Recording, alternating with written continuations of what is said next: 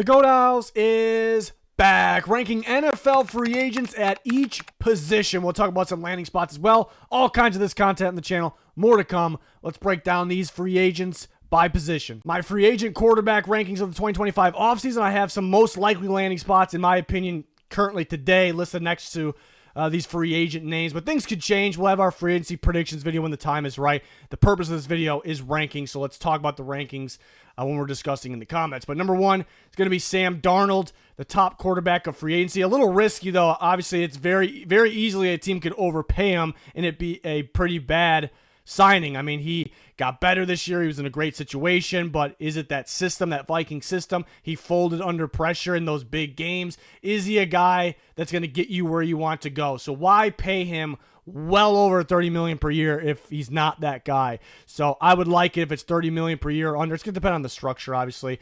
I was saying the Raiders. People were telling me no. Now Schefter's coming out saying watch for the Raiders. So I was on to something there.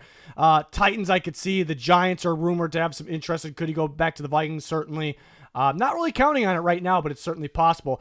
Aaron Rodgers is actually not an official scheduled free agent, but him and the Jets agreed to part ways. The Jets are done with him, so he will be available once free agency opens, so we can go ahead and officially rank him. I'm going to put him at number 2. Interesting one because there's scenarios where you can put him at 1, actually. Take the Vikings, Darnold's old team. Let's take McCarthy out of the equation here. Would they, for next year, their best possible football, would they rather have Darnold or Rodgers? Could argue Rodgers. So for certain teams, maybe you'd rather have, it's debatable though. But yeah, could end up retiring. I'm not really counting on it, but I'm looking at teams that he would want to play for, but do they want him? I look at the Vikings, Steelers, most appealing teams. Some rumors about the Titans, so we'll see when it comes to Rodgers. Very interesting free agency coming up for him.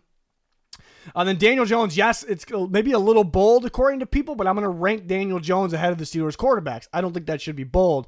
Daniel Jones has shown good football in the past, recently has struggled. Everybody's struggling on the Giants right now. Even the good players play much better elsewhere, where it's kind of being proven. Drew Lock, beat the Eagles in a primetime game for Seattle a year ago. He looks like he's incapable of playing quarterback for the Giants right now. So I think, of course, Daniel Jones will be better in other systems. So I obviously a prototypical size quarterback, could move, has experience playing decent football. So I'll put him at 3. Watching for the Vikings, back to the Vikings or the Browns. And then we have a guy like Justin Fields. Yeah, there's a lot of flashiness, a lot of athleticism. He looks the part, but you know what you're going to get from him. He's a guy that's, not bad, but he's not going to get the job. He's not going to get you where you want to go, obviously. He's a guy that has his issues holding on to the ball a little too long, dropping his eyes.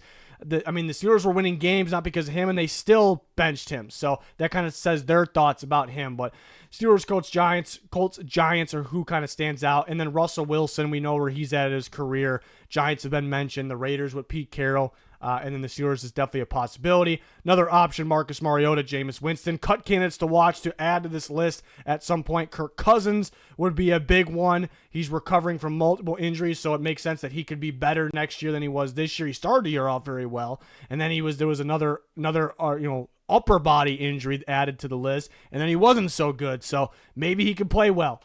Then Minshew should get cut. Derek Carr could possibly cut. So those are the quarterbacks to keep an eye out for when free agency starts. Running backs, I'm putting Najee Harris at the top. I still think his best football could be ahead of him. He still has those big-time moments where he shows he's a physical, nasty back, has that experience as well. You wish he can catch the ball a little bit more effectively, but when they give him an opportunity, he seems to do fairly well. It felt like the Steelers just used Jaylen Warren in those scenarios. So I got Najee at the top. Running back needy teams to watch. He could return to the Steelers. Rico Dowdle looked really solid down the stretch for the Cowboys. He's only getting better. Again, another guy, best football is ahead of him. And then Aaron Jones and J.K. Dobbins kind of in the same boat. Durability concerns. Aaron Jones obviously can play his best part of his career. We're past that point. So can you trust him to stay fully healthy? Even when he played for the Vikings at the end of the year, wasn't 100%. They couldn't give him a full amount of carries.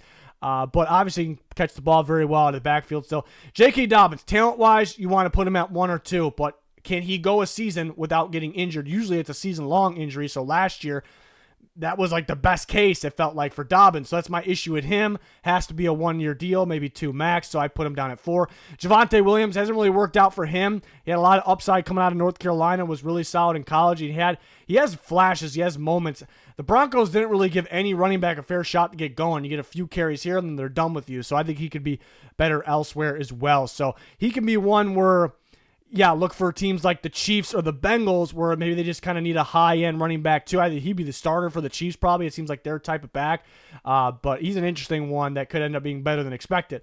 Next up, guys like Ty Johnson, good pass catcher, Elijah Mitchell, and Nick Chubb. We know where he's at his stage of his career. Restricted free agents, some really good ones. Jordan Mason of the Niners and Jalen Warren of the Steelers. So both Steelers running backs are technically free agents. These guys are restricted.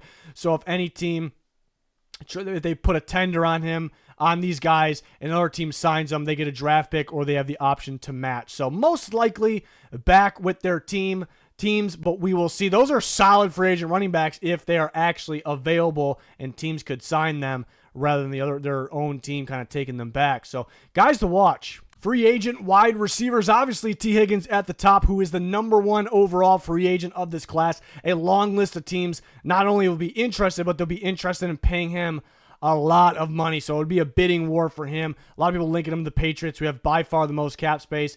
Already known interest there, but definitely some other obvious ones: Commanders, Chargers, Panthers. Watch out for the Rams trying to trade Cooper Kupp. They've been looking for a receiver like this for a long time. They haven't been able to find him. They have actually a lot of future cap space. Certainly could go back to the Bengals. They have cap space? Do they spend it on Higgins? Do they worry about the future with Chase? Do they try to build up the offensive line, the defensive line? Be an interesting approach to their free agency. Chris Godwin is also one of the top free agents, a big-time slot receiver. He is recovering from an injury, but anybody looking for a big-time slot receiver will be interested. Teams looking for mainly an outside receiver probably will not be interested in Chris Godwin, but a legit ball player, obviously. Stephon Diggs, #3. He's also recovering from an injury, but obviously a big-time separator, big playmaker. I still think he has talent for sure. A few teams I'm really keeping an eye on: Commanders, back to the Texans, but the Cowboys with his brother. Darius Slayton, again, players play better away from the Giants. Players that aren't playing well for the New York Giants right now. He has flashes. He can go play his best football elsewhere. I'd really watch for the Panthers when it comes to Slayton, but I could see him on the Chargers, Packers, Titans, teams like that. They're looking for outside speed. Keenan Allen, I'm going to put at #5. I mean, when Caleb Williams gave him opportunities, he showed that he could still ball out. It's another very solid slot receiver. If teams miss out on Chris Godwin, they can go for Keenan Allen. It is a drop-off because of age, but that'll be the target. I really like the Broncos for him. I like the Commanders as well, but the Broncos are a team to keep an eye on for a guy like Keenan Allen. Mari Cooper will be next, kind of moving him down my rankings. He wasn't able to be a factor with friggin' Josh Allen as his quarterback, so that is a little concerning. Sounds like the Bills might want him back despite not much action going for him. And then Hollywood Brown, again, was a little disappointing down the stretch. Couldn't really get open as much as we hoped, but he was trying to come back early from an injury there. So I listed 2 teams. There could, of course, be more, but the 2 teams that I look at, the Chiefs, the Titans looking for speed. They have the former Chiefs assistant GM as their GM. So just a couple teams stand out. We got more receivers for you. #8, free agent receivers. Give me Elijah Moore, who's a little bit of a sleeper, a little underrated. Best football could be ahead of him. A solid slot receiver. He's not much more than a slot receiver, right? So teams that are looking to not spend big and looking for a slot, they could be interested in him very well. Could go back to the Browns. DeAndre Hopkins at 9, very solid veteran, but definitely has declined at the same time. We saw that over the course of the year, was less existent for the Chiefs as the year went on. Obviously, even since arriving right away, it looked pretty solid. Could go to a contending team that's looking for a veteran option in their rotation. Cut candidates, I mean, if some of these guys are cut, that can change the whole landscape here. Devontae Adams, we are expecting it to happen, but it hasn't been confirmed quite like Aaron Rodgers, but he will be up there in the rankings. Tyler Lockett, the Seahawks could free a lot of money cutting him, so I would expect that one as well. Debo's more likely to get traded, but what if they can't find a trade partner? I wouldn't count on him being a free agent. Christian Kirk, maybe more likely kept, then traded, then cut, but a name to watch this offseason. And Cooper Kupp, I think 50-50 traded or cut. Can they find a trade partner before they absolutely have to move on from him? But again, it can change the whole landscape of the receiver rankings, the free agent receivers, because it's pretty top heavy. There's some veteran guys that are declining after that. So these guys are veterans, but they would be somewhat higher, especially Devontae Adams, Debo Samuel, guys like this, Christian Kirk, if he's somehow available, they'd be higher in the rankings. Not the strongest tight end class, but Juwan Johnson leading the way. Very solid tight end from the Saints. Could definitely end up at one of those tight end needy teams. I mean, Sean Payton's over there in Denver. They need a tight end. That's pretty interesting. Tyler Conklin, I think, is a little underrated. Really good receiving type tight end. Gets open, gets a lot of separation, and pretty solid after the catch as well. Mike Gesicki kind of had a re-breakout year, if you will, with the Bengals. Had some decent games, some solid production. Tommy Tremble, very solid blocking tight end, still pretty young. Zach Ertz could retire. He's got to be Commanders or retire. Next, guys like Kyle Granson and Mo Alley Cox. And then cut candidates, not the biggest names, but Noah Fant, Taysom Hill. Taysom Hill did just get injured at the end of the year, but some guys to watch for at the tight end position. Offensive tackle class led by number 1, Ronnie Stanley, the Ravens star left tackle. Definitely a big-time tackle if he is healthy, and did a good job of that this season. It's hard to imagine him anywhere else but the Ravens, but some teams will be desperate. Look what happened with the Chiefs this year in the Super Bowl. They will be pretty desperate. They might be willing to pay him. Can they outbid the Ravens, Rams, Commanders, other teams that make sense as a fit? After that, it's a pretty big drop-off. Alaric Jackson's actually pretty solid, though. Young, kind of just getting going recently in his career. I think the Patriots would be very interested. The Rams could definitely want him back. Teams like the Bears that are looking for young guys to upgrade their offensive line. Cam Robinson, I mean, he played a little bit better when he went to Minnesota. So a team could definitely use him as a starting left tackle. A team like the Chiefs stands out. They have Jawan Taylor, former teammate, on the opposite right tackle. Dan Moore, Jedrick Wills, young guys that definitely need to play better, but maybe need a change of scenery. And then next up, we got some veteran guys like Tyron Smith and Morgan Moses. And then we got Jalen Moore, who's been hanging around with the Niners for a little bit, maybe has some upside. Cut candidates, Braden Smith. I wouldn't say count on it, but that's an interesting one. He would instantly be number 2 or number 3 on this list if he is cut. But Ronnie Stanley really carries this group. And then Alaric Jackson's next, kind of in his own tier. And then Cam Robinson's next in his own tier. And then we got a big-time drop-off after that. So could look, a lot of teams will have to look to the draft when filling offensive tackle a hole on their roster. The interior offensive line class is much stronger than the tackle class, so that's good. Some good options here. Trey Smith leading the way, one of the top free agents in the entire class. He didn't have the best outing in the Super Bowl, but the entire offensive line of the Chiefs did not. Some people knocking him for that, though. But really good experience, really good play. A lot of football left. Several teams will be interested in paying top dollar. He actually could end up the highest paid guard in football when it's all said and done.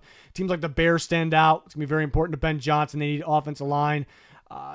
Tennessee stands out. They need offensive line, and they just hired the Chiefs assistant GM there. I already heard Minnesota will be going for Trey Smith. They need guard help. A lot of teams. I can list several teams here. Giants, Cardinals, Chargers, Seahawks as well. Texans would be interested. Can they outbid some of these other teams? I'm doubting that a little bit, but they'll be interesting. Number 2 is going to be a center, Drew Dahlman, by far the best center in this class. So if you need a center, you got to go get Drew Dahlman. The Falcons would love to have him back. It very well could happen. I know the Bears will be interested, the 49ers, Chargers, Packers. Patriots maybe.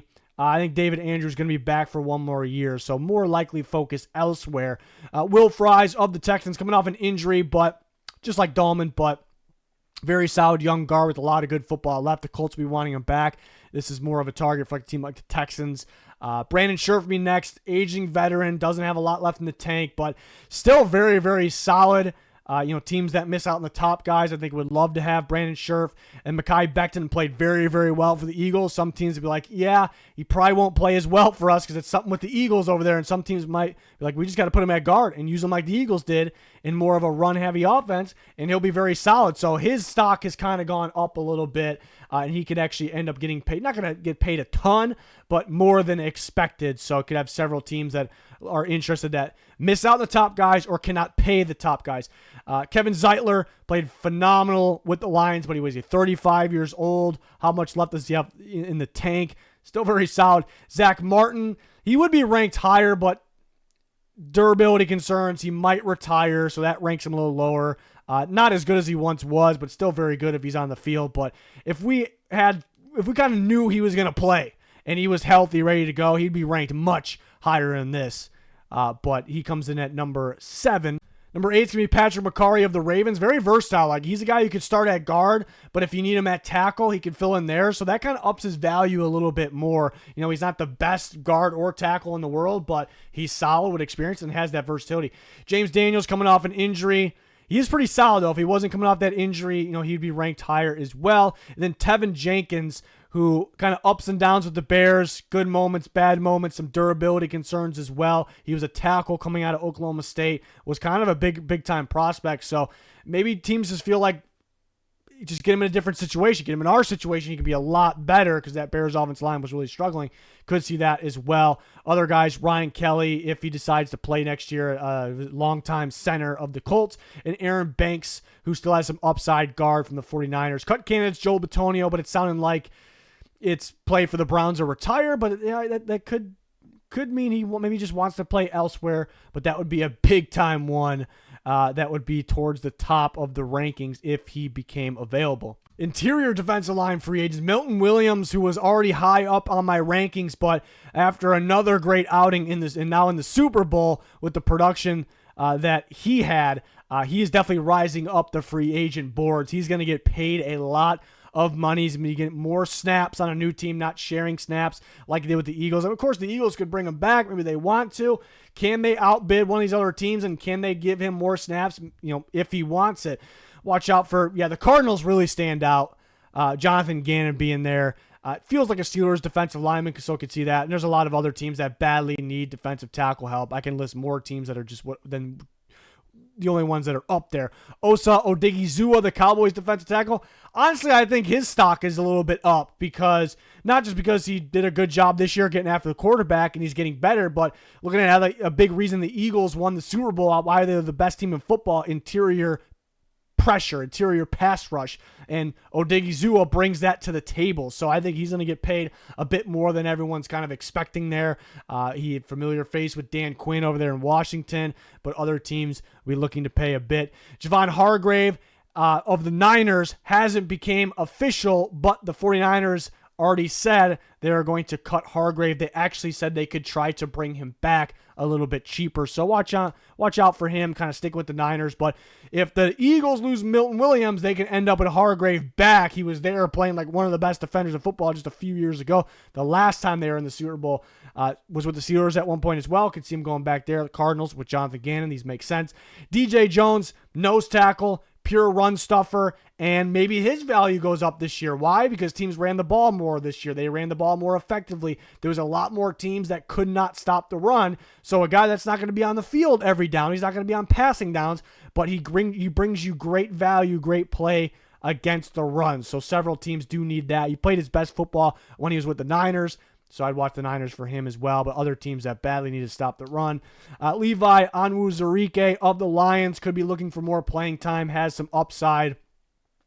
Yeah, I can see the Jets, Aaron Glenn there. Chicago Bears looking for a defensive tackle. Definitely could see the Panthers, looking in the Patriots. Both those teams looking for young guys that also have experience that can make sense. Javon Kinlaw, Poona Ford played pretty well this year. BJ Hill, Jaron Reed, some other options for you. Cut candidates. Grady Jarrett would be a big one. He would instantly be number 2 on this list. He probably is a little bit better than Milton Williams today, but Milton Williams, it's debatable. Milton Williams has a lot more upside, and that's not debatable.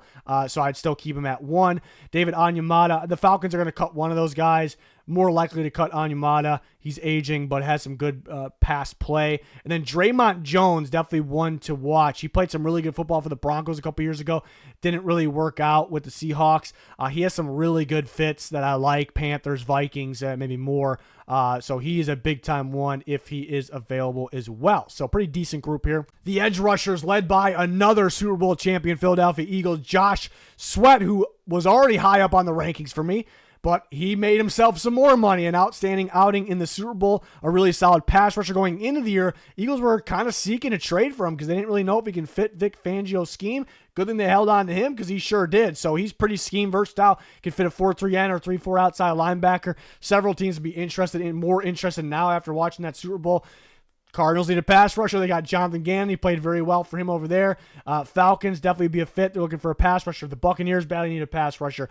Tennessee and New England and other teams to watch for this type of pass rusher. And, of course, the Eagles could try to bring him back as well. But they're so good at replacing these types of guys. They're so good at finding them, developing them. So wouldn't be too worried about them if they let guys like this walk. They are a little tight on future cap, but that really hasn't stopped them in the past. Khalil Mack, how many years does he have left? But still a very solid veteran. I kind of see him back with the Chargers, but there's some other options for you. I don't love this edge class, to be honest. It's tough to rank them after the top two. I love Josh Sweat, but it's tough to rank after the top two. So that's it's a little top heavy.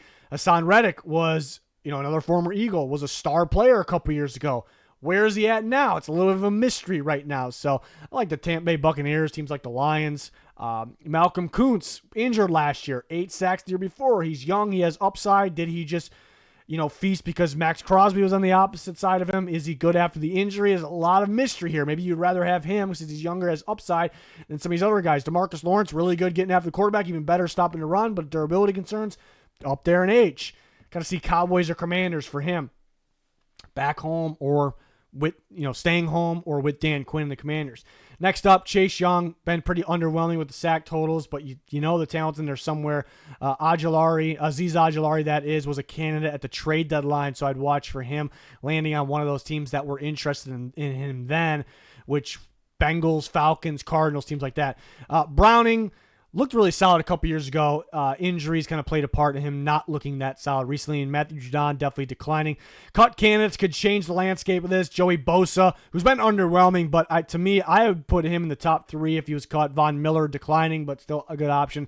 Samson Ebukam would definitely be a decent option. He can drop in coverage if you need him to. Preston Smith declining, but good experience. And Sam Hubbard declining, but pretty solid experience, can stop the run fairly well. So, Josh Sweat, by far leading the way, a good one there, but there's a lot of major questions with this group, so I don't love it as a whole, but it could get a lot better with some potential veteran cuts led by Joey Bosa. Linebacker class has a battle at the top for that number 1 spot, and the 2 guys that played in the Super Bowl. Zach Bond had the better year. I mean, it was a standout, stellar season for Zach Bond, so you can argue either him or Nick Bolton, number 1. Nick Bolton a lot younger, very young still, not that Bond's old, but Bolton very young, can do a lot of things, could be using, if you like your defense to blitz, really good experience in that Chiefs defense at the same time of having upside, best football ahead of him. So I'll go Nick Bolton, number 1.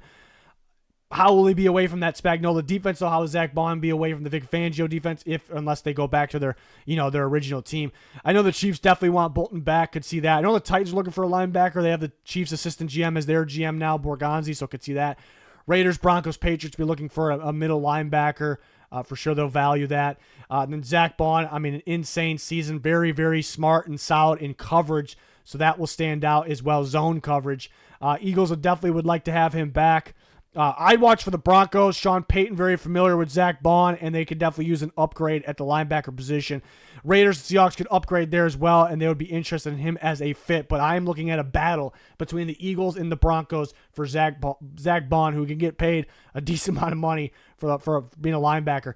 Jamien Sherwood had a very productive season for the Jets, did a bit of everything, very athletic, kind of a new school type linebacker. Could go back to the Jets, but I'm really looking for guys that are very familiar with him. Teams that have coaches that are very familiar with him. The Falcons bringing in Jeff Ulbrich, the Jets defensive coordinator, and 49ers bringing back once again Robert Saleh, who was the Jets head coach. Both very familiar with Sherwood. Like I said, I'm really watching for the Falcons when it comes to Jamien Sherwood. Ernest Jones could stick with the Seahawks. Definitely could see that. A couple other teams that could be interested there. Dre Greenlaw, what does he have left in the tank? I heard the Niners definitely could want him back. Could end up seeing him with Ulbrich and the Falcons as well. But I'd watch for the Niners, but just couldn't do it. Trying to come back from that injury. But is he going to be? Can he still not do it, or is more time recovering help him able to be able to play again? We will see. Levante David, 35 years old, still very solid. Bucks are retired, so he's not going to be high up on the rankings. Robert Spillane. Tyrell Dodson. Bobby Wagner, I think, is about done as well. He wasn't much help in run support. The Commanders, I thought Luvu carried that linebacker group a bit. So some sneaky good. The top three really stand out when it comes to linebackers here. Jones is pretty solid, but I guess there's a reason he's hopping around all these different teams. So top two really stand out. I mean, these are high-end free agents of this class. Pretty solid corner group here led by DJ Reed, the Jets corner. I feel like he's right now in his prime. Like, he's playing his best football. He outplayed Sauce Gardner this year. You could argue Gardner has tougher task at times, but Reed was their best corner. Jets could want him back, but they kind of got to look out. They have to pay Sauce Gardner in the future. Not too many teams believe in paying both corners that much money, so I could see him going elsewhere and the Jets replacing him with another good corner that's a little cheaper. But look at the Raiders' connection with Pete Carroll. They badly need a corner, a lot of spending money. The Falcons, Jeff Ulbrich, very familiar with DJ Reed, and other teams like the Giants. The Giants stand out as well. Those three really, really stand out. I know the Jets, it might be tough for them to let him go, but a different staff in there as well. Charvarius Ward will be next. He had a super good season 2 years ago, so last year actually, where the 49ers actually ran. There was 1 year they ran way more man coverage than normal. It was under Steve Wilks, and he played very, very well. So I actually could see the Jets, who actually have Steve Wilks now, saving a little bit of money. And who knows, Ward could end up getting paid more than Reed. It's definitely possible. I don't see it, but it's possible. But I can see the Jets saving a little bit of money and adding Ward that fits maybe a little bit more these days. I can see the Packers, Steelers, Colts, Bengals. It's hard to pinpoint who will get which. The second one corner signed, then you kind of can figure it out. Creates a domino effect. Carlton Davis, another good, with the Bucks, very good experience in cover 3. And then with the Lions, before he got injured, very solid experience in man coverage. He just has some durability concerns. I look out for the Lions and the Jags battling for Carlton Davis. Could go back to the Lions. The Jags should be interested. Paulson Adebo coming off an injury, a tough one, but he's being slept on a bit. He's has a lot of upside. He's played very, very well. A unique type of corner that you can blitz even. But I thought Lante Taylor did better in that role, but Adebo did very well as a playmaker in coverage as well. Broncos need another corner pair at Surtain. Sean Payton, very familiar. A lot of teams there. Raiders, Lions, Jags. A lot of teams I could see for Paulson Adebo, who's going to get paid more than you think. Then Byron Murphy had a very productive season for the Vikings. He's best in the slot. Could end up going back there, but a few other teams that could use a corner that could play in the slot. Rasul Douglas, very solid zone corner. Asante Samuel still has some upside, just has to stay healthy. And Brandon Stevens got some decent experience. He was switching positions through college. Then when he came into the NFL, there was questions, is he a safety, is he a corner? So for him to get some experience, I know it's up and down. I think his best football is ahead of him, after playing a lot this year for the Ravens. So he's a sneaky one as well. Could Jair Alexander be cut? He could be cut, could be traded, could be kept by the Packers. But if he is cut, that's a big-time one. He just has the major durability concerns.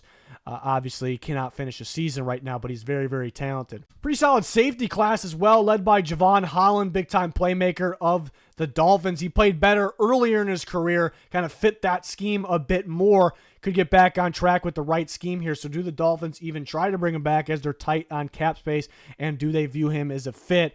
Might be tough to let him go. But Brian Flores and the Vikings really, really stand out.